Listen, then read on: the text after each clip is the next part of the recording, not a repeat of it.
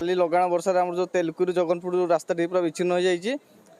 पुल काम तो चली किंतु साइड बाईपास थिला ताकू धुई नहीं पूरा लोक जीवा आसबार पूरा बाधा प्राप्त हो जाइए। जानवाहन कौन प्रकार जापर ना। ये जो ड्राइभरसन होता गत काली राति प्रबल प्रबल वर्षा जो ये ड्राइभरसन देखो भासी जाइए। भासीगला ब्रिज जो अधारे अच्छी सेपटे 5टा पंचायतर जीवा आसवाई पूरा तेलुकु हेडक्वार्टर को पूरा विच्छिन्न हो जाइए। बस चलाचल इभिन कि चलिकी जावाई भी असंभव होपटे गोटे भी हाथी काली आसिक सीए भी रही जाइए। सीए भी वर्षा पानी रे भी जापारुना।